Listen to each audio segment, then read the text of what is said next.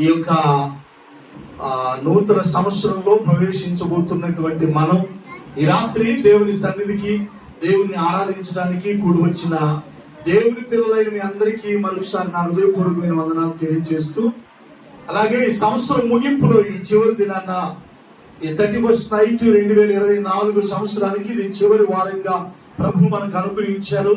మరి మా YouTube channel ద్వారా గత ఒక 8 నెలలుగా యూట్యూబ్ ఛానల్లో దేవుని మాటలు వింటున్న నా ప్రియమైన ఆత్మీయ పిల్లలందరూ కూడా నా హృదయపూర్వకమైన వందనాలు తెలియజేసుకుంటున్నాను. మంచిది, దేవుడు మిమ్మల్ని మీ కుటుంబాలను దీవించునుగాక. మీ కుటుంబాల మీద మరలా నూతన సంవత్సరం అంతా దేవుని కృప తోడయుండునుగాక. ఆమేన్, హల్లెలూయా. మంచిది, నూతన సంవత్సరంలో ప్రవేశించబోతున్న మనం చేయాల్సినటువంటి మొదటి పని, కొత్త సంవత్సరంలో మరికొద్ది నిమిషాల్లో మనం కొత్త సంవత్సరంలో ప్రవేశించబోతున్నాం. నూతన సంవత్సరంలో ప్రవేశించబోతున్న మనం ఏం చెయ్యాలో ఒక్క మాట చదివించి దాని గురించి నేను ఎక్కువగా వివరించను. కానీ ఒక మాట మనందరం కూడా, మనమే కాదు మరి ప్రతి ఒక్కరూ కూడా చేయాల్సిన అతి ప్రాముఖ్యమైనటువంటి పని, క్రైస్తవులైనా క్రైస్తవేతరులైనప్పుడు కూడా ప్రతి ఒక్కరూ కూడా చేయాల్సినటువంటి అతి ప్రాముఖ్యమైన పని ఏంటి అంటే, కీర్తన గ్రంథం 105వ కీర్తన ఒక చక్కని మాట రాయబడి ఉంది. మనందరికీ బాగా పరిచయం ఉన్నటువంటి మాట. ఈ నూతన సంవత్సరంలో ప్రవేశించబోతున్నటువంటి మనం ఈ 2024 ప్రారంభమైన తర్వాత జనవరి 1 మొదలుకొని మరలా డిసెంబర్ 31వ తారీఖు వరకు మనల్ని, మన సంఘాలని, మన కుటుంబాలని, మన ప్రాంతంలో, మన ఈ గుణదల చుట్టుపక్కల పరిసర ప్రాంతాల్లో అనేక మందిని, అలాగే ప్రపంచ దేశాల్లో, పట్టణాల్లో, గ్రామాల్లో, అన్ని ప్రాంతాల్లో ఉన్నటువంటి వారందరినీ సంవత్సర ఆది మొదలుకొని సంవత్సర అంతం వరకు కాపాడినటువంటి ఆ సృష్టికర్త అయినటువంటి ఆ దేవునికి, ఆ యెహోవా తండ్రికి మనం చేయాల్సినటువంటి అతి ప్రాముఖ్యమైన పని ఏంటి అంటే, 105వ కీర్తన మొదటి వచనంలో ఇలా రాయబడి ఉంది, యెహోవాకు కృతజ్ఞతాస్తుతులు చెల్లించుడి. 5వ వచనం 3వ లైన్లో ఉన్న మాట చదువుదాం. 5వ వచనం 3వ లైన్లో ఉన్న మాట, ఆయన చేసిన ఆశ్చర్య కార్యములను జ్ఞాపకం చేసుకోండి. హల్లెలూయా. మనం చదువుకున్నటువంటి 2 వచన భాగాల్లో 2 ప్రాముఖ్యమైనటువంటి విషయాలు అక్కడ కీర్తనకారుడి ద్వారా దేవుడు తెలియపరుస్తూ ఉన్నాడు. నూతన సంవత్సరంలో కొద్ది నిమిషాల్లో ప్రవేశించబోతున్నటువంటి మన జీవితాల్లో మనం చేయాల్సిన మొట్టమొదటి పని ఏంటి అంటే, యెహోవాకు కృతజ్ఞతాస్తుతులు చెల్లించాలి. అంటే దేవునికి మనం థాంక్స్ చెప్పేవారిగా ఉండాలి. కృతజ్ఞతాస్తుతులు చెల్లించాలి. ఎందుకు దేవుని కృతజ్ఞతాస్తుతులు చెల్లించాలి? ఏం చేశాడు నాకు దేవునికి నేను థాంక్స్ చెప్పడానికి? ఎందుకని నేను దేవుని కృతజ్ఞతాస్తుతులు చెల్లించాలి అని ఒకవేళ నువ్వు ప్రశ్నించుకుంటే, ఒకవేళ అదే నీ ప్రశ్న కనుక అయితే, ఈ యూట్యూబ్ ద్వారా లైవ్ లో కూడా నేను ఎందుకు దేవునికి కృతజ్ఞతాస్తుతులు చెల్లించాలి, నాకు దేవుడు ఏం మేలు చేశాడని నేను దేవునికి థాంక్స్ చెప్పాలి, నాకు దేవుడు ఏమి ఇచ్చాడని నేను దేవునికి థాంక్స్ చెప్పాలని బహుశా అదే ప్రశ్న నీకు ఉంటే గనక నీకు నాకు మనకి ఏం మేలు చేయవసరంలా. మనల్ని దేవుడు భూమి మీద సజీవులుగా ఉంచినందుకు మనం దేవునికి కృతజ్ఞతాస్తుతులు చెల్లించాలి. హల్లెలూయా చెప్పండి గట్టిగా. హల్లెలూయా. ఎందుకు దేవునికి థాంక్స్ చెప్పాలి? మనం ఏమిచ్చాడు నాకు దేవుడు? ఏమి ఇవ్వాల? మన ఆయుష్ కాలాన్ని పొడిగించాడు. అందుకు మనం దేవునికి కృతజ్ఞతాస్తుతులు చెల్లించాలి. ఎందుకు దేవునికి మనం కృతజ్ఞతాస్తుతులు చెల్లించాలంటే, మనకి మంచి ఆరోగ్యాన్ని ఇచ్చాడు. అందుకు దేవుని కృతజ్ఞతాస్తుతులు చెల్లించాలి. ఈ మధ్య కాలంలో ఒక దైవజనుడు వాక్యం బోధిస్తూ ఒక చిన్న మాట తెలియపరిచారు. ఒక మంచి దైవజనులు అన్నారు, దేవుడు నాకు ఏం మేలు చేశాడు అని నువ్వు అంటున్నావు కదా, ఒక్కసారి గవర్నమెంట్ హాస్పిటల్కి వెళ్ళి చూడు అన్నాడు. ఏమన్నాడు చెప్పండి? దేవుడు నాకు ఏం మేలు చేశాడని నువ్వు అంటున్నావు కదా, ఒక్కసారి కనుక నువ్వు గవర్నమెంట్ హాస్పిటల్కి వెళ్ళి చూస్తే అక్కడ ఉన్న రోగులను చూడు, నిన్ను నువ్వు చూసుకో, దేవుడు నీకు ఏం మేలు చేశాడో నీకే అర్థమైందని ఆ దైవజనులు ఒక చక్కని మాట అన్నారు. నిజమే కదా? ఏ హాస్పిటల్ చూసినా నేటి దినాల్లో, ప్రైవేట్ హాస్పిటల్ కానీ, జనరల్ హాస్పిటల్, గవర్నమెంట్ హాస్పిటల్, ఏ హాస్పిటల్ చూసినా ఖాళీగా ఉండట్లేదే. ప్రతి హాస్పిటల్లో ఏదో రకమైనటువంటి బలహీనత ద్వారా, ఏదో రకమైన వ్యాధి బాధల ద్వారా మనిషి సతమతం అయిపోతూ చనిపోతాడు, బ్రతుకుతాడన్న గ్యారెంటీ లేక, అసలు నా రోగం తగ్గిద్దా లేదనని సందిగ్ధంలో ఉంటూ ధనమంతా ఖర్చు చేసుకొని జీవితం మీద ఆశ లేక ఎంతో బాధపడుతున్న నేటి దినాల్లో దేవుడు మనల్ని ఇంతవరకు సజీవులుగా ఉంచినందుకే ఇంతకంటే నీకేం చెయ్యాలా? అలాగే చెప్పండి గట్టిగా. ఆయుష్నిచ్చి ఆరోగ్యాన్ని ఇచ్చినందుకు మనం అందరం కూడా దేవునికి ఏం చెల్లించాలి చెప్పండి? యెహోవాకు కృతజ్ఞతాస్తుతులు చెల్లించాలి. కృతజ్ఞత లేనివాడు అంతకంటే దౌర్భాగ్యుడు మరొకరు ఉండరు. ఇంకా ఈ కొత్త సంవత్సరంలో ప్రవేశించబోతున్న మనం చేయాల్సిన అతి ప్రాముఖ్యమైన పని, నాకు తెలిసినంత వరకు ఎన్నో వర్తమానాలు మనం వింటున్నాం, కానీ ఈ కొత్త సంవత్సరంలో మనం చేయాల్సిన ప్రాముఖ్యమైనటువంటి పని కృతజ్ఞతా స్తుతులు చెల్లిస్తూ దేవుణ్ణి మనం మరింతగా మనస్ఫూర్తిగా ఆరాధిస్తూ మన జీవితంలో ముందుకు సాగే వారిగా మనం ఉండాలి. దేవునికి స్తోత్రం కలుగును గాక. బైబిల్ గ్రంథంలో ఎంతో మందికి ఎన్నో మేలులు దేవుడు వారి పట్ల చేసినప్పుడు దేవునికి వారు బిగ్గరగా దేవునికి ఏం చెల్లించారు? కృతజ్ఞతాస్తుతులు చెల్లించారు. ఉదాహరణకి మనకి ఎన్నో సందర్భాల్లో మనం విన్నటువంటి మాటల్లో మరి మొదటిగా కుష్ఠరోగిని దేవుడు 10 మంది కుష్ఠరోగిని బాగు చేసినప్పుడు ఒక కుష్ఠరోగి వెనుక తిరిగి వచ్చి యేసయ్యని బిగ్గరగా దేవునికి కృతజ్ఞతాస్తుతులు చెల్లించారని లూకా సువార్త 17వ అధ్యాయంలో మనకు కనబడతాయి. అంటే దేవుడు తన యొక్క కుష్ఠి రోగాన్ని దేవుడు తగ్గించాడు, స్వస్థపరిచాడని ఆ యొక్క 10 మంది కుష్ఠి రోగుల్లో ఒక్కడు మాత్రమే దేవునికి కృతజ్ఞతాస్తుతులు చెల్లించారంట. నేటి దినాల్లో కూడా ప్రజలు ఎలా ఉన్నారంటే దేవుడు అందరి పట్ల ఎన్నో కార్యాలు, ఎన్నెన్నో గొప్ప మేలులు, నీకున్న అనారోగ్యాన్ని, వ్యాధిని, బాధని ఇంతవరకు మనం ఎన్నో సాక్ష్యాలు విన్నాం. ఎందరో మంచి సాక్ష్యాలు మనం చెప్పారు. ఎన్ని కార్యాలు దేవుడు మన పట్ల చేశాడు. దానికి మనం ఏం చెల్లించగలం? దేవునికి కృతజ్ఞతాస్తుతులు తప్ప. హల్లెలూయా. అందుకనే భక్తులు కూడా అంటారు, నేనెల్లప్పుడూ యెహోవాను సన్నుతించెదను అన్నాడు. నేనున్నంత కాలం నా దేవుని నేను కీర్తిస్తానన్నాడు. కాబట్టి మన దేవుడు మన పట్ల చేసిన కార్యాలను బట్టి మనం ఏం చెల్లించలేం. కానీ ఆ 10 మంది కుష్ఠరోగుల్లో ఒకడు అన్యుడు, ఈ అన్యుడు తప్ప మరి ఎవరు రాలేదా అన్నాడు ప్రభు. నిజమే. ఈ నేటి క్రైస్తవుల పరిస్థితి ఎలా ఉందంటే దేవుని ద్వారా అనేక మేలులు పొందుకొని దేవునికి కృతజ్ఞతాస్తుతులు చెల్లించలేని వారిగా ఉంటున్నారనేది మనం ఒకసారి తలంచుకొని మరికొద్ది క్షణాల్లో నూతన సంవత్సరంలో ప్రవేశించబోతున్న మనం కృతజ్ఞత మనసుతో మనం నూతన సంవత్సరంలో ప్రవేశించాలి. అలాగే చెప్పండి గట్టిగా. ఒక కుంటివాడి దేవుడు స్వస్థపరిచినప్పుడు నా కాళ్ళు వచ్చి నేను ఇంటికి పరిగెత్తలేదు, కానీ ఎక్కడ పరిగెత్తాడు?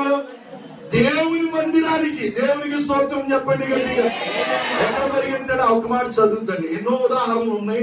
మళ్ళీ నేను ఇంకొక సంతోషం కూడా చెప్పాలి కనుక ఈ అలాగ పరిచయ మాటలుగా మీకు చెప్తున్నాను నేను. దేవునికి స్తోత్రం చెప్పండి గట్టిగా.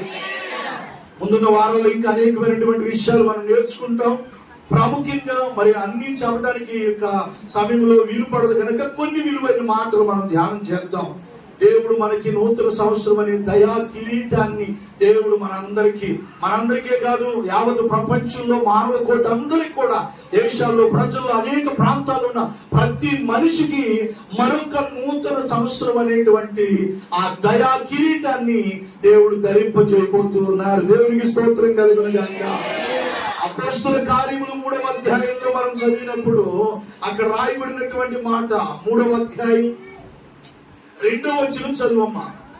అపోస్తల కార్యములు 3వ అధ్యాయం 2వ వచనం. పుట్టినది మొదలుకొని కుంటివాడైన ఒక మనుషుడు మోసుకొని పోబడుచుండెను. ఎప్పటి నుంచి అంట? పుట్టినది మొదలుకొని కుంటివాడైన ఒక మనుషుడు మోసుకొని పోతున్నారంట. ఎక్కడికి? దేవాలయం దగ్గర కూర్చోబెడుతున్నారు. పొద్దున్నే తీసుకెళ్లి కూర్చోబెడితే పొద్దుగూకులు భిక్ష పడుకుంటున్నారు. మళ్ళా సాయంకాలం వదిలి ఇంటికాడ దిగబెడుతున్నారు. ప్రతి దినచర్య ఇలా జరుగుతూ ఉండగా ఒక రోజు నా మందిరానికి దేవుని సేవకులు వెళ్ళారు. ఎవరు వెళ్ళారు? దైవ సేవకులు వెళ్ళారు. ఆ దైవజనులు వెళ్ళి వాళ్ళు దిగి వస్తూ ఉన్నారంట.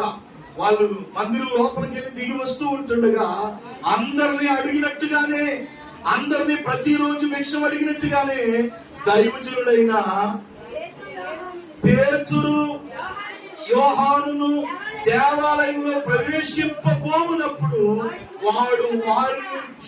వాడు చూచి భిక్షమడుగగా, ఈ సేవకులు ఈ సేవ అడుగుతున్నాడు, భిక్షమడుగుతున్నాడు. ఎవరతను?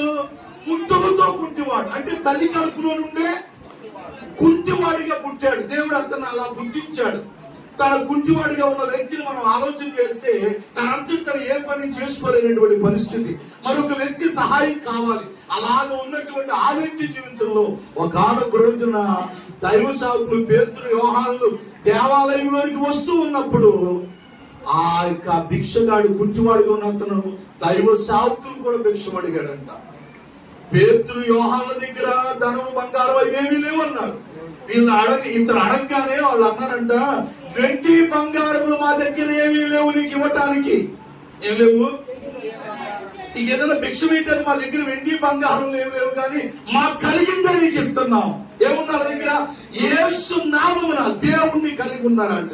హల్లెలూయా, చెప్పండి గట్టిగా హల్లెలూయా. యేసు నామమున, నజరేయుడైన యేసు క్రీస్తు నామమున నడుమని చెప్పి వారి కుడి చెయ్య పట్టుకొని లేవనెత్తెను. హల్లెలూయా. వెండి బంగారము ధనం కంటే దేవుణ్ణి కలిగి ఉండటం ఎంతో గొప్ప ధన్యత. హల్లెలూయా, చెప్పండి గట్టిగా.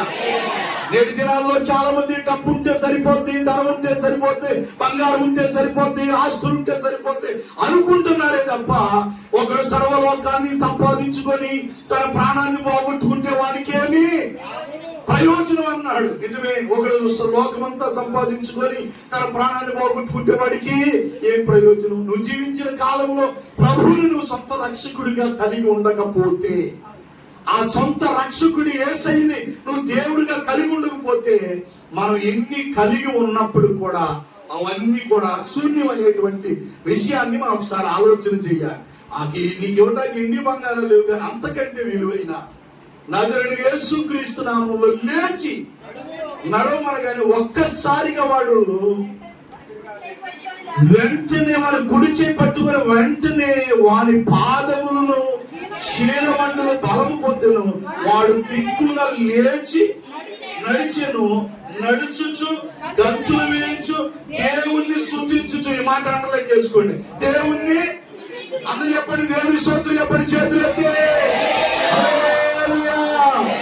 పుట్టుకతో పుట్టివాడిగా ఉన్న నా కాళ్ళను నా దేవుడు స్వస్థపరిచాడని ఒక కృతజ్ఞత ఆ పుట్టుకతో పుట్టివాడైనటువంటి ఆ వ్యక్తి జీవితంలో ఉంది. కాబట్టి ఆ కుడి చేయబట్టి లేపగానే వాడు దిక్కున లేచి నిలిచి నడుచుచు గంతులు వేయచ్చు. నడవటానికి వీలు లేని వాడు లేచాడంట, నిలబడ్డాడంట, గంతులు వేసాడంట. గంతులు వేసుకుంటూ దేవుణ్ణి స్తుతించుచు వారితో కూడా దేవాలయంలోనికి వెళ్ళింది. హల్లెలూయా. ఈరోజు మనం చేయాల్సిన పని ఏంటంటే, లోకంలో ఉన్నవారు ఈ సంవత్సరం ముగింపులోకి వచ్చిన తర్వాత రకరకాల చోట్ల రకరకాల స్థలాల్లో కాలం గడుపుతూ ఉండగా ఈ రాత్రి మనం చేసే ప్రతి ఒక్కరు కూడా చేయాల్సిన అతి ప్రాముఖ్యమైన పని ఏంటంటే, సంవత్సర కాలం అంతా దేవుణ్ణి కాపాడినందుకు దేవుణ్ణి స్తుతించుచు ఎక్కడికి రావాలా? దేవుని మందిరంలోకి రావాలా. ఒక్కొక్కరు ఒక్కో స్థలానికి వెళ్తారు. ఈ రాత్రి లోకంలో ఉన్న మనుషులు ఆయా స్థలాల్లో సంచరిస్తూ ఉంటారు. ఒక దేవుని ఎరిగిన బిడ్డలుగా మనం చేయాల్సిన పని ఏంటంటే, దేవుడు ఈ సంవత్సర కాలం అంతట్లో దేవుడు చేసిన మేలును బట్టి ఆ కుంటి వాళ్ళగా దేవుణ్ణి స్తుతిస్తా గంతులు వేసుకుంటా దేవాలయంలోనికి వెళ్ళాను. ఎక్కడికి? మనం ఇక్కడికి వచ్చిన మనం అందరం కూడా ఎంతో ధన్యం అండి. దేవాలయానికి వచ్చిన మనం దేవుని మనసారా ఏం చేయాలా? స్తుతించాలి. కాబట్టి దేవుని పిల్లలారా, నూతన సంవత్సరంలో ప్రవేశించబోతున్న మనం చేయాల్సిన ప్రాముఖ్యమైన పని ఏంటి అని అంటే, చెప్పండి, దేవునికి కృతజ్ఞతాస్తుతులు చెల్లించాలి. మొదటి మాట. రెండో మాట, అది కూడా ఒక చిన్న మాటగా చెప్పి మరి ఒక చిన్న సందేశం చెప్తాను నేను. అది చెప్పండి గట్టిగా. మొదటిగా మనం ఏం చేయాలి? కొత్త సంవత్సరంలో ప్రవేశించబోతున్న మనం అందరం ఏం చేయాలా?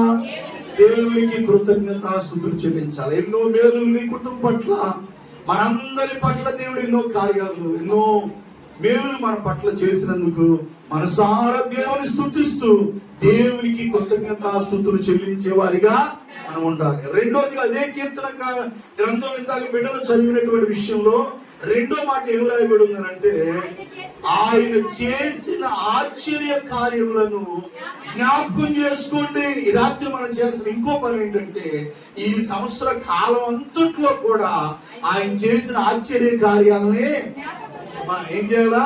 జ్ఞాపకం చేసుకోవాలా. ఇందాక ఆ సహోదరులు కానీ ఇక్కడ మీరు చాలా మంది సాక్ష్యాలు చెప్పారు. దేవుడు నా పట్ల ఆశ్చర్య కార్యాన్ని దేవుడు జరిగించాడు, నేను నా పట్ల ఇలాగా నేను చనిపోయేదాన్ని దేవుడు ఇలాంటి కార్యం జరిగించాడు, ఇలా చేశాడని మనం అందరం కూడా సాక్ష్యాలు చెప్పాం. ఇప్పుడు ఈ సంవత్సరం ముగింపులోకి వచ్చిన మనం చేయాల్సిన రెండో పని ఏంటంటే, దేవుడు చేసిన ఆశ్చర్య కార్యాలంట ఏం చేయాలంట? జ్ఞాపకం చేసుకోవాలి. వాస్తవానికి మనం ఏమేమో జ్ఞాపకం చేసుకుంటాం కొన్ని సందర్భాల్లో. గడిచిపోయిన ఇవన్నీ కూడా ఎవరో ఏదో అన్నారనో, ఎవరో ఏదో దూషించారనో, అవమానపరిచారనో, ఎవరో తిట్టారనో, ఎవరో ఏదో అన్నారనో వాటిని మనం జ్ఞాపకం చేసుకుంటాం తప్ప దేవుడు చేసిన కార్యాలని మనం ఏం చేయాలంట?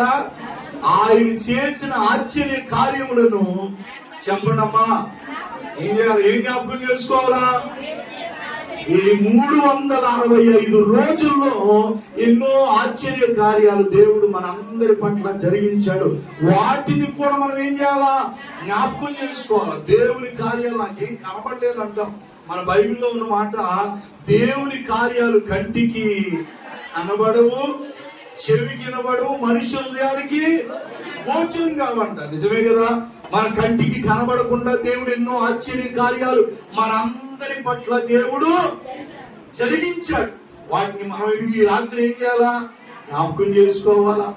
దాన్ని బట్టి కూడా మనం దేవునికి కృతజ్ఞతాస్తుతులు చెల్లించే వారిగా ఉండాలి. ప్రతి ఒక్కరూ కూడా చేయాల్సిన అతి ప్రాముఖ్యమైన పనులు ప్రతి సంవత్సరం ముగింపులో, ఈ సంవత్సరం అంతంలోనికి వచ్చినటువంటి మనందరం కూడా దేవుడు చేసిన మేలులకై, దేవుడు ఇచ్చిన ఆయుష్ను బట్టి, ఆరోగ్యాన్ని బట్టి, మన కుటుంబాల్లో దేవుడు చేసిన కార్యాలను బట్టి దేవుని కృతజ్ఞతాస్తుతులు చెల్లించాలా.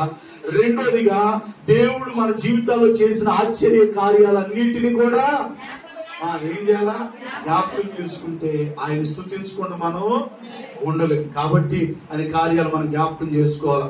ఇవి మనం నూతన సంవత్సరంలో ప్రవేశించబోతున్న మనం చేయాల్సినటువంటి అతి ప్రాముఖ్యమైన పనులు ఇవి.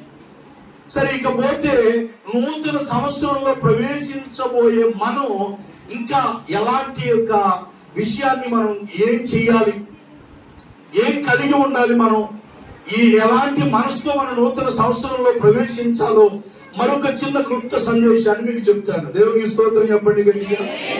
హల్లెలూయా.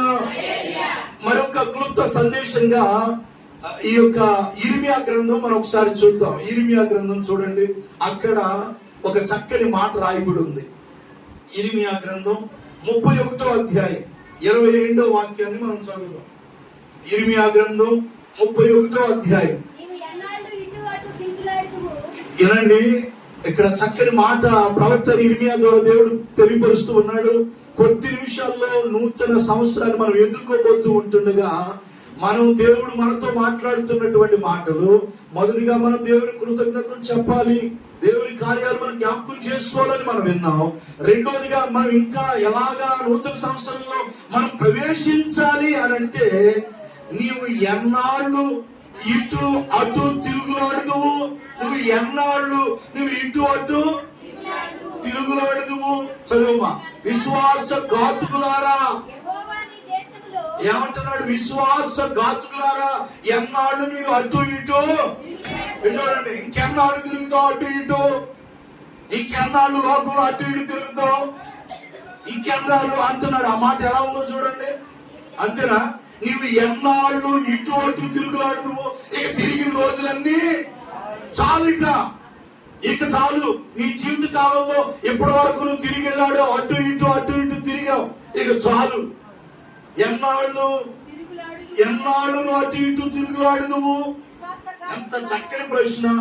దేవుని బిడ్డారా, ఎప్పటిదాకా తిరిగావు, ఇంకా దానికి ఫుల్ స్టాప్ పెట్టేయాలి. ఇంకా ఒక తీర్మానం చేసుకోవాలి, అయ్యా ఇక నేను అటు ఇటు లోకానుసారంగా నేను తిరిగినయ్యా అని కొత్త సంవత్సరంలో ప్రవేశించబోతున్న మన జీవితాల్లో మనం ఒక మంచి తీర్మానం చేసుకోవాలి. ఎన్నాళ్ళు నువ్వు అటు ఇటు తిరుగులాడుదువు విశ్వాసఘాతుకులారా, యెహోవా అంటే దేవుడు యెహోవా నీ దేశంలో నీ కుటుంబంలో, ఇక్కడ దేశం ఉంది కానీ మనం అక్కడ మన కుటుంబం అనే పేరు పెట్టుకుందాం. అక్కడ నువ్వు ఎన్నాళ్ళు ఇటు అటు తిరుగులాడుదువు విశ్వాసఘాతుకులారా, యెహోవా నీ దేశములో నూతన కార్యము జరిగించుచున్నాడు. హల్లెలూయా చెప్పండి గట్టిగా, హల్లెలూయా. ఇక దేవుడు నీ దేశంలో ఒక నూతన కార్యము జరిగించుచున్నాడు. ఏంటిది?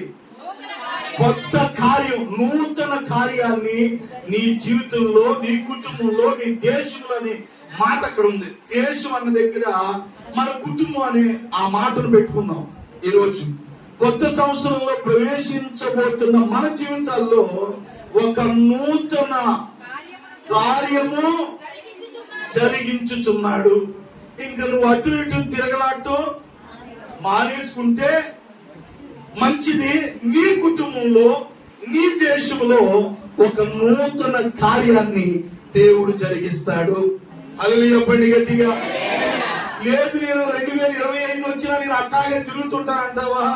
నూతన కార్యం నీ కుటుంబంలో జరగనే జరగదు. హల్లెలూయా చెప్పండి గట్టిగా. ఈ యొక్క నూతన కార్యము నీ ఇంట్లో జరగాలి అని అంటే బైబిల్ గ్రంథంలో రాయబడిన కొన్ని నూతనమైనవి కొన్ని ఉన్నాయి. ఈ రాత్రి గనక నూతనమైన మనం తెచ్చుకున్నాం అనుకోండి, తప్పకుండా దేవుడు చెప్పినట్టుగా నా జీవితంలో, మన కుటుంబాల్లో, మన దేశంలో, మన ఊర్లో, మన గ్రామంలో, మనం ఉన్న ఇంట్లోనే ఒక నూతన కార్యాన్ని 2025 నుండి నా దేవుడు ప్రారంభించును గాక. నీ ఇంట్లో దేవుడు నూతన కార్యాన్ని ప్రారంభించును గాక. ఆమేన్, హల్లెలూయా. దేవుడు నూతన కార్యాన్ని జరిగించాలి అని నువ్వు ఆశపడుతున్నావు కనుక మనం ఎలాంటి నూతనమైన అనుభవం గుండా మనం వెళితే నూతన కార్యాన్ని దేవుడు మన పట్ల జరుగుతుందో ఈ రోజు నేను 2-3 మాటలు చెప్తాయి రాత్రి టయాన్ని బట్టి. దేవునికి స్తోత్రం చెప్పండి గట్టిగా. బైబిల్ గ్రంథంలో ఇంకొక మాటని ఆధారం చేసుకుందాం. యెషయా గ్రంథంలో రాయబడిన వాక్యాన్ని 43వ అధ్యాయంలో చాలా చక్కని మాటలు అక్కడ కనబడుతున్నాయి. ఈ యొక్క నూతన సంవత్సరంలో ప్రవేశించబోతున్నటువంటి మన జీవితాల్లో ఒక నూతన క్రియ దేవుడు జరిగించబోతూ ఉండగా, ఎన్నాళ్ళు ఇటు అటు తిరుగులాడుతావు అనే మాట. ఇప్పుడు దాకా తిరిగిందిగా చాలు, విశ్వాసఘాతుకులుగా ఉన్నది చాలు. నీ దేశంలో, నీ కుటుంబంలో యెహోవా ఒక నూతన కార్యము జరిగించుచున్నాడు అన్నాడు దేవుడు. ఈ నూతన కార్యం నీ ఇంట్లో జరగాలంటే మనం ఎలాంటి అనుభవం ఉండా నూతనమైన కొన్ని ఉన్నాయి బైబిల్లో. చెప్పండి, నూతనమైనవి కొన్ని ఉన్నాయి. అవేంటో ఒక్కొక్కటి నేను చెప్పబోయే ముందు కూడా 43వ అధ్యాయం యెషయా గ్రంథం 43:18 చదువమ్మా. మునుపటి వాటిని జ్ఞాపకము చేసుకొనకుడి, పూర్వకాల సంగతులను తలంచుకొనడి. ఒక్క మాట ఎక్కడ. ఇప్పుడు ఇక్కడ ఒక చక్కని మాట యెషయా ప్రవక్త ద్వారా దేవుడు మాట్లాడుతుంది. ఏంటంటే మునుపటి వాటిని మీరు జ్ఞాపకం చేసుకోవద్దు. ఇప్పుడు 2024 సంవత్సరం ఈ ఆఖరి రోజు వరకు, ఈ సంవత్సరం ప్రారంభం నుండి 2023, 2022 అంతకు ముందు సంవత్సరాల్లో కానీ ఈ సంవత్సరంలో కానీ ఎన్నో చేదైన అనుభవాలు గుండా, ఎన్నో మరపురాని ఒక విషాదకరమైనటువంటి సంఘటనలు, ఎన్నో విషాదకరమైనటువంటి బాధాకరమైన సంగతులు, ఎన్నో అవమానాలు గుండా, ఎన్నో నిందలు గుండా, ఎన్నో బాధలు గుండా, ఎన్నో కష్టాలు గుండా నువ్వు వెళ్ళి ఉండొచ్చు. నీ జీవితం ఈ రోజు వరకు కూడా కన్నీళ్లతో, కష్టంతో నిండిపోయిందేమో. ఈ రాత్రి దేవుడు అంటున్న మాట ఏంటంటే మునుపటి వాటిని మీరు జ్ఞాపకం చేసుకోవద్దు అనండి. మునుపటి వాటిని మర్చిపోవాలి. ఇంక మనం ఎవరో తిట్టింది, ఎవరో అన్నది, ఎవరో అవమానపరిచింది, ఎవరో నిందించింది, ఎవరో నిన్ను బాధ పెట్టింది, ఎవరో నిన్ను అవమానపరిచింది, ఇవన్నీ మనం ఏం చేయాలా? మర్చిపోవాలి. మునుపటి వాటిని మీరు జ్ఞాపకం చేసుకోవద్దు. పద్దాకన్నా జ్ఞాపకం చేసుకున్నాం అనుకో, మనకి నిద్ర పట్టక ముందు ఆలోచన వచ్చేస్తుంది. ఎప్పుడు ఏం చేయాలి మనం? నూతన సంవత్సరంలో ప్రవేశించబోతున్న మనం ఇటువంటి తిరగలాటం మానేయాలా? తర్వాత ఇంకేం చేయాలంటే మునుపటి వాటిని మనం ఏం చేయకూడదంట, జ్ఞాపకం చేసుకోకూడదు. నిజమే, ఈ 2024 ప్రారంభమైన తర్వాత ఎన్నో చేదైన అనుభవాలు గుండా ఎవరు మట్టుకు వాళ్ళు, బహుశా కొందరు కుటుంబాలు మాత్రం ఏవో ఎలా ఉన్నాయో నాకు తెలియదు, కానీ నా మట్టుకు నేను ఈ 2024 సంవత్సరంలో ఎన్నో ఇబ్బందులు గుండా, ఎన్నో శోధనలు గుండా, అన్నిటికంటే ముఖ్యంగా బరువెక్కినటువంటి గుండెతో నేను చెప్తున్న మాట, ఎన్ని ఇబ్బందులు ఇవన్నీ సహజంగా మానవులుగా అందరికీ చిన్న చిన్నవి కలిగేవి అయినప్పుడు కూడా నా హృదయం బరువెక్కిన సంగతి ఏంటంటే మన ఆత్మీయ తండ్రిగా లేకపోవటమే నాకు ఒక చేదైన అనుభవం లాగా, అది ఒక బాధాకరంగా ఉంది. దేవుని బిడ్డలారా, అలాగని చెప్పేసి నేను పదే జ్ఞాపకం చేసుకోవటం కూడా కాస్తంత ఇబ్బందికరంగా ఉంటుంది. ఎందుకంటే ఆ జ్ఞాపకాలు ఇప్పుడులో మర్చిపోయేవేమి కాదు. దేవుని బిడ్డలారా, ఇంట్లోకి వచ్చిన ప్రతిసారి ఏం చూసినా నాకు నాన్న జ్ఞాపకాలు తప్ప మరొకటి నాకు గుర్తు రావట్లేదు. దేవునికి స్తోత్రం కలుగును గాక. కాబట్టి దేవుడు చెప్తున్నాడు, దేవుని బిడ్డలారా, నేను ఆ ప్రస్తావన నేను తేవట్లేదు, కానీ మన జీవితంలో ఏవైతే చేదైన అనుభవాలు గుండా ఎన్నో అవమానాలు, ఎన్నో ఇబ్బందులు మనం అనుభవించామో, ఈ యొక్క 2024లో మునుపటి వాటిని మీరు జ్ఞాపకం చేసుకొనకుడి, పూర్వకాల సంగతులు మీరు, అది ఎప్పుడంట, కొంతమంది పూర్వకాలం అన్ని తలంచుకుంటారు. ఇప్పుడు ఆ సహోదరి ఏం చెప్పింది, ఎక్కడి నుంచి చెప్పుకొచ్చింది? పూర్వకాల సంగతులన్నీ చెప్పుకొచ్చింది. ఏదో తనకి గుర్తొచ్చింది దేవుడు చేసిన కార్యం, అయ్యగా తిననేది. ఇప్పుడు ఆ ఏంటి దేవుడి కార్యాలు, దేవుడు తన మనసులోకి వాటిని గద్దించి ప్రేరేపించారు చెప్పమని. అవి దేవుని కార్యాలు. నేను అది అంటున్నా, పూర్వకాల సంగతులు అంటే ఏవో జరిగిపోయినటువంటి కొన్ని ఇబ్బందికరమైనటువంటి సంగతులు ఉంటాయి. మనల్ని బాధ పెట్టిన సంగతులు, మనల్ని అవమాన పెట్టిన సంగతులు, అనేక మనుషులు మనల్ని ఇబ్బంది పెట్టినటువంటి పరిస్థితులు మనకు ఉండే ఉంటాయి. ఆ పూర్వకాల సంగతులు మనం తవ్వుకోవాల్సిన అవసరం లేదు. దేవుడు చేసిన కార్యాలు ఎప్పటికైనా మనం జ్ఞాపకం చేసుకోవచ్చు, కానీ ఎవరో ఏవో అన్న సంగతులు పూర్వకాలంలో జరిగిపోయి మనం తలంచుకోకూడదండి. అసలు వాటిని ఏం చేసుకోకూడదు, అది దేవుడి కార్యాలు తలంచుకో. ఇప్పుడు నేను గతంలో ఇలాగున్నా, ఇలా చేశాను, అది ఓకే, అది దేవుని కార్యాలు. కానీ ఏంటి మనం తలంచుకోకూడదంటే పూర్వకాల సంగతులు, ఎవరో ఏవో అవమానపరిచిన సంగతులు, ఎవరో ఏదో అన్నారని అవి తలంచుకోకూడదు. పద్దాక మనం అలలి చెప్పండి గట్టిగా. దేవుని బిడ్డలారా, గతహ ఇంకా అయిపోయింది. ఇంకా ఇప్పుడు ఇవాళ కొద్ది నిమిషాల్లో మరొక నూతన సంవత్సరం మనం ప్రవేశిస్తున్నాం. ఇక అవన్నీ వద్దు, ఇంకా గతం అయిపోయింది. ఇంకా మళ్ళా ఒక నూతన, అవి దేవుడు అంటున్నాడు, మునుపటి వాటిని మీరు జ్ఞాపకం చేసుకొనకుడి, పూర్వకాల సంగతులు తలంచుకొనకుడి, ఇదిగో నేను ఒక నూతన క్రియ చేయుచున్నాను. హల్లెలూయా. నూతన క్రియ, నూతన కార్యం దేవుడు నీకు చేయాలనుకుంటున్నాడు. నువ్వు పూర్వకాల సంగతులను మర్చిపో, మునుపుడు వాటినన్నింటినీ జ్ఞాపకానికి తెచ్చుకోవద్దు, ఇక అవన్నీ వదిలేసాయి. ఇప్పుడే దేవుడు నీ పట్ల ఏం చేస్తాడ, నూతన క్రియ చేయబోతున్నాడు. ఇప్పుడే అది మొలుచును, మీరు దాన్ని ఆలోచించరా. హల్లెలూయా. ఇర్మీయా గ్రంథం అంటున్నాడు, మీ దేశంలో దేవుడు నూతన క్రియ, నూతన కార్యం జరిగించున్నాడు. ఎక్కడ అంటున్నాడు, ఒక నూతన క్రియ చేయుచున్నాడు అంటున్నాడు దేవుడు. హల్లెలూయా. నూతన సంవత్సరంలో ప్రవేశించబోతున్న నీ జీవితంలో, నా కుటుంబాల్లో ఒక నూతన కార్యం దేవుడు జరిగించును గాక. ఈ లైవ్ లో కూడా వీక్షిస్తున్న ప్రతి సహోదరుని కుటుంబంలో దేవుడు ఒక నూతన కార్యాన్ని జరిగించును గాక. పూర్వకాల సంగతులన్నిటిని మర్చిపోవుదురు గాక, మునుపటి వాటిని జ్ఞాపకము చేసుకోకుందురు గాక. ఈ 2024లో అందరికీ ఎన్నో ఇబ్బందులు, కొంతమంది కలిసి వచ్చి ఉండొచ్చు, కొంతమంది కలిసి రాకుండా ఉండొచ్చు. 2024 అంతా నా బతుకంతా, నా జీవితం అంతా ఏడుపులాగే ఉంది, కొత్త సంవత్సరం బాగుండదు అని ఆశపడుతున్నాను అంటాం. దేవుని బిడ్డలారా, సంవత్సరాలు రోజులు మారుతూనే ఉంటాయి. ఇవన్నీ జనరల్ గా ఎప్పుడు జరిగేటువంటిదే. నూతన కార్యం మన జీవితంలో జరగబోతూ ఉంటుండగా మనం ఈ రాత్రి దేవుడు మన పట్ల ఒక నూతన క్రియ, నూతన కార్యం దేవుడు జరిగించాలి అని అంటే మనం ఏం కలిగి ఉంటే దేవుడు ఒక నూతన కార్యాన్ని మన కుటుంబాల్లో దేవుడు చేస్తాడు. మీకు ఒక 2 మాటలు మీకు చెప్తాను నేను. దేవునికి స్తోత్రం చెప్పండి గట్టిగా. హల్లెలూయా. ఎవరు ఎడుదిరిగినా మీరు మాత్రం నా వైపు చూసి వాక్యం వినాలి. దేవునికి స్తోత్రం కలిగిన గాక. దేవుడు ఏం చేయాలనుకుంటున్నాడు?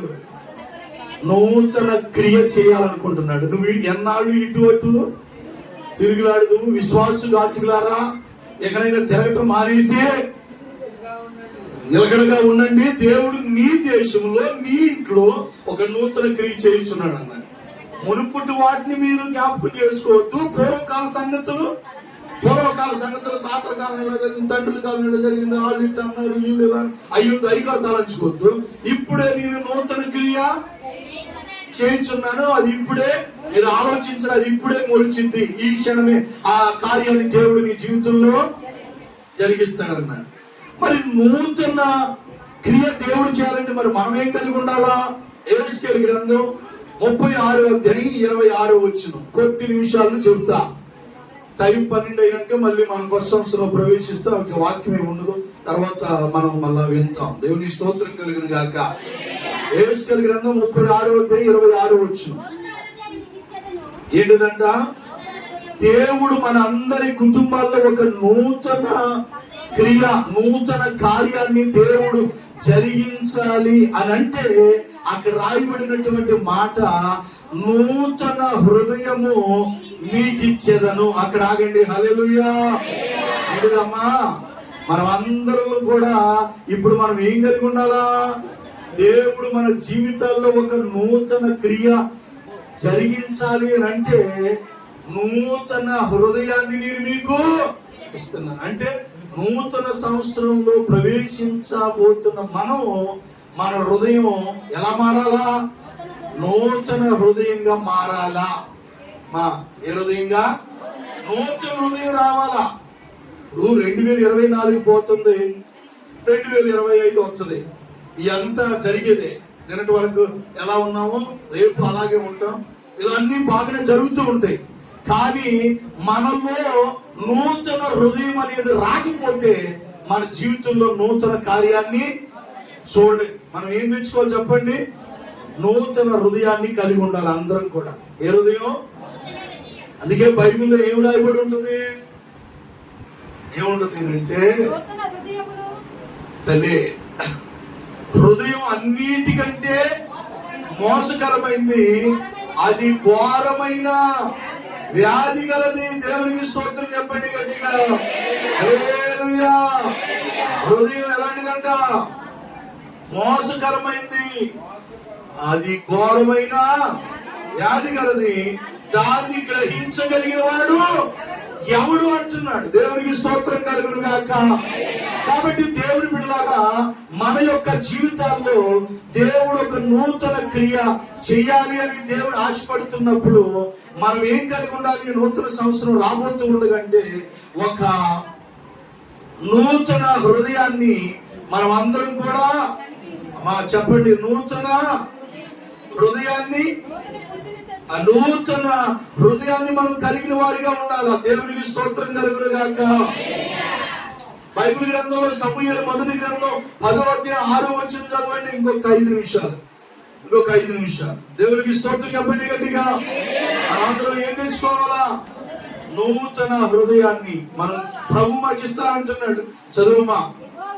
సమూయేలు మొదటి గ్రంథం 10వ అధ్యాయం 6వ వచనం. యెహోవా ఆత్మ నీ మీదకి బలముగా దిగి వచ్చును, నీవు వారితో కలిసి ప్రకటన చేయుచుండగా నీకే మనసు వచ్చును అనండి. ఏ మనసు వచ్చును? మనందరికి ఏ మనసు రావాలి? ఇప్పుడు ఈ పాత మనసు పోవాలి, పాత హృదయం మారాలి, పాత మనసు మారాలి. నీలోకి ఏం రావాలి? కొత్త మనసు మారాలి. కొత్త మనసుగా మనసు మార్చుకోవాలి. నీలోకి కొత్త మనసు రావాలి. దేవుని బిడ్డలారా, దేవుని వాక్యం చెప్తున్నాడు అక్కడ, యెహోవా ఆత్మ నీ మీదకి బలముగా దిగి వచ్చును, నీవు వారితో కలిసి ప్రకటన చేయుచుండగా నీకు కొత్త మనసు వచ్చును అన్నాడు అక్కడ. దేవునికి స్తోత్రం కలుగును గాక. దేవుని బిడ్డలారా, దేవుని ఆత్మ మనం సంధిస్తూ ఉండగానే మనం అందరం కూడా కొత్త మనసును మనం తెచ్చుకునే వారిగా ఉండాలి. కొత్త హృదయాన్ని మనం కలిగి ఉండాలి. దేవునికి స్తోత్రం కలుగును గాక. దేవుని బిడ్డలారా, మనం చెప్పుకున్నటువంటి యొక్క నూతన సంవత్సరంలో ప్రవేశించబోతున్న మనం మొదటిగా చేయాల్సింది ఏంటంటే దేవునికి మనం కృతజ్ఞతాస్తుతులు చెల్లించాలి. రెండోదిగా దేవుని కార్యాలు మనం జ్ఞాపకం చేసుకోవాలి. మరలా మూడవ క్లుప్త సందేశంగా దేవుడు మనతో మాట్లాడుతున్న మాట ఏంటి అని అంటే, ఎన్నాళ్ళు మీరు అటు ఇటు తిరుగులాడుదురు విశ్వాసఘాతుకులారా, దేవుడు మీ దేశంలో ఒక నూతన క్రియ చేయుచున్నాడు. మునుపుటి వాటిని మీరు జ్ఞాపకం చేసుకోవద్దు, పూర్వకాల సంగతులు తలంచుకోవద్దు. నూతన క్రియ నేను చేయుచున్నాను. ఈ నూతన క్రియ, నూతన కార్యం మన జీవితంలో జరగాలంటే మనం ఏం చేయాలంటే నూతన హృదయాన్ని, కొత్త మనసును మనలోనికి ఏం చేయాలా? తెచ్చుకోవాలి. దేవునికి స్తోత్రం చెప్పండి గట్టిగా. హల్లెలూయా. ఇంకొక మాట చెప్తాను, ఇంకొక మాట. యెహెజ్కేలు గ్రంథం 18వ అధ్యాయం 31వ వచనాన్ని కూడా మనం చదివితే అక్కడ కూడా చాలా చక్కని మాట అక్కడ మనకు కనబడుతుంది. అది 18వ అధ్యాయం యెహెజ్కేలు గ్రంథం 31వ వచనం చదువుమా. ఇది చాలా ప్రాముఖ్యమైనటువంటి మాట. మీరు జరిగించిన అమ్మా, ఈ 2024వ సంవత్సరం వరకు ఒకవేళ నీ జీవితంలో దేవునికి అయిష్టమైనటువంటి క్రియలు నీలో ఏమైనా ఉన్నాయేమో, అక్కడ దేవుడు అంటున్నాడు, మీరు జరిగించిన అక్రమ క్రియలన్నిటినీ అనండి, క్రమకారివి, క్రమం లేనివి అక్రమ క్రియలు, క్రమం లేనివి అక్రమ క్రియలు. నేటి దినాల్లో దేవుని బిడ్డారా, చాలా మంది జీవితాల్లో అక్రమ క్రియలు చేసేవారు, దేవునికి అయిష్టమైనటువంటి క్రియలు చేసేవారు ఎంతో మంది ఉంటూ ఉండగా మన జీవితాలు మనం ఏం చేయాలి అంటే అక్కడ దేవుడు అంటున్నాడు, మీరు జరిగించిన అక్రమ క్రియలన్నిటిని విడిచి నూతన హృదయమును, నూతన బుద్ధియు తెచ్చుకోండి. హల్లెలూయా.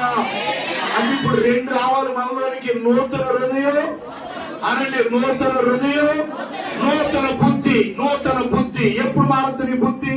నీ బుద్ధి మారాలా. సంవత్సరాలు అయిపోయింది, వాళ్ళు తెల్లబట్టలు వేసుకుని రమ్మన్నారు, అయ్య గారు తెల్లబట్టలు వేసుకుని వచ్చాం, తెల్లారగా మళ్ళీ ఆదివారం నుంచి మళ్ళీ మొదలు పెట్టామనుకో, నీ బుద్ధి మారకపోతే ఉపయోగం ఉండదు. నీలోకి నూతన బుద్ధి వచ్చును గాక. వాక్యం వింటున్న ప్రతి ఒక్కరికి నూతన హృదయం దేవుడు దయచేయును గాక. ఏం రావాలంటే మనం జరిగించిన అక్రమ క్రియలన్నిటినీ విడిచిపెట్టమన్నాడా అంటే అలాగే ఉంచుకోమన్నాడా? విడిచిపెడతానన్న వాళ్ళు దేవుని స్తోత్రం చెప్పండి గట్టిగా. ఎంతమంది అయితే లైవ్లో దేవుని మాటలు వింటున్న ప్రియమైన సహోదరి సహోదరుడా, నీ జీవితంలో, నీ కుటుంబంలో నూతన కార్యాన్ని దేవుడు జరిగించాలంటే నీవు నూతన హృదయాన్ని, నూతన బుద్ధిని ఎప్పుడైతే తెచ్చుకుంటావో నీ జీవితంలో దేవుడు ఒక నూతన క్రియ చేయును గాక. హల్లెలూయా. అందరికీ హ్యాపీ న్యూ ఇయర్ అని చెప్పుకోండి. Happy new year, happy new year. అందరికీ నూతన సంవత్సర శుభాకాంక్షలు తెలియజేస్తున్న, లైవ్ లో వీక్షిస్తున్న దేవుని బిడ్డలందరికీ కూడా పేరు పేరున హృదయపూర్వకమైన నూతన సంవత్సర శుభాకాంక్షలు. తక్కువ వాళ్ళకి సేకండి.